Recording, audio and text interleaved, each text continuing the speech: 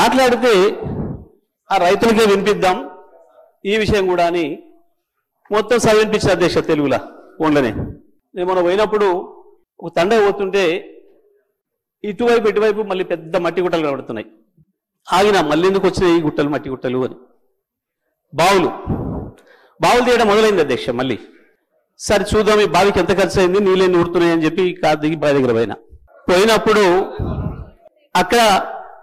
అక్కడి నుంచి గొర్రెలు వస్తున్నాయి. గొర్రెలు కాసుకున్నాయి రైతులు, గొర్రెల కాపర్లు కూడా సోదరులు కూడా వచ్చారు. వాళ్ళకే చేసిన అధ్యక్ష.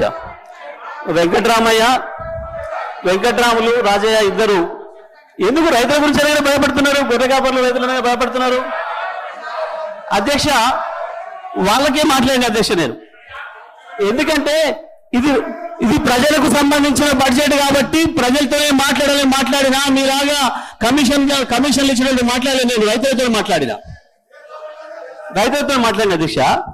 మా వెంకటరామయ్య మా రాజన్న ఇద్దరికి వినిపించిన, మా రవినాయక్ కూడా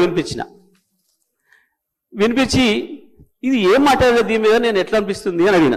ఇలా మీకు అర్థం కాదే ఉంది సార్. దీంట్లో మా ఊర్లే వెంకటయ్య అని ఉండే, ఆయన ఊర్లో ఏతుల వెంకటయ్య కూడా అందరూ ఆయన కథ ఉంది ఇలా అన్నారు.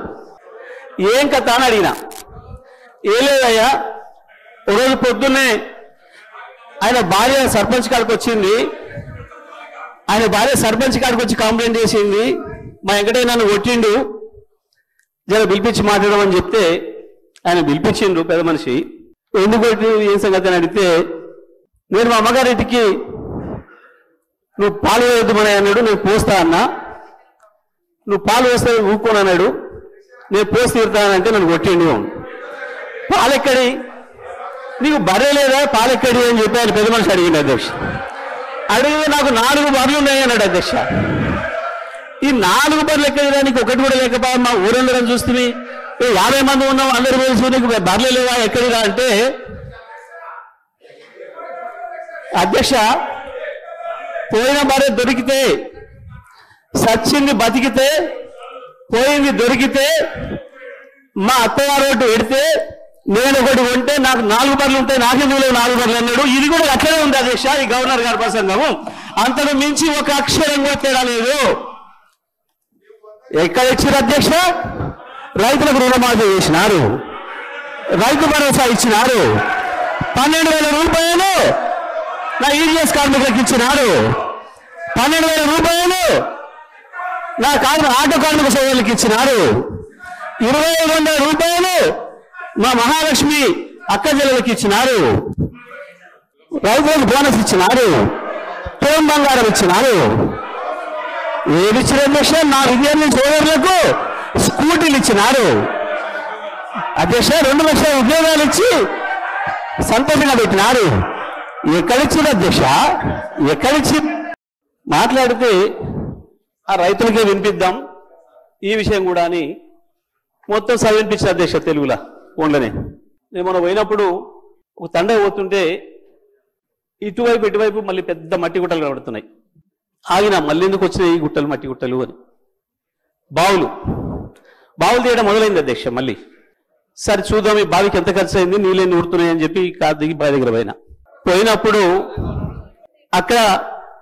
అక్కడి నుంచి గొర్రెలు వస్తున్నాయి. గొర్రెలు కాసుకున్నాయి రైతులు, గొర్రెల కాపర్లు కూడా సోదరులు కూడా వచ్చారు.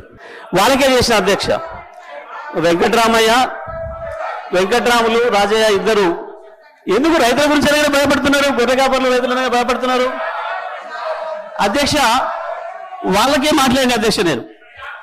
ఎందుకంటే ఇది ప్రజలకు సంబంధించిన బడ్జెట్ కాబట్టి ప్రజలతోనే మాట్లాడినా మీలాగా కమిషన్లు ఇచ్చినట్టు మాట్లాడలేదు. నేను రైతులతో మాట్లాడిన అధ్యక్ష. మా వెంకటరామయ్య మా రాజన్న ఇద్దరికి వినిపించిన, మా రవినాయక్ కూడా వినిపించి ఇది ఏం మాట్లాడలేదు దీని మీద, నేను ఎట్లా అనిపిస్తుంది అని అడిగిన.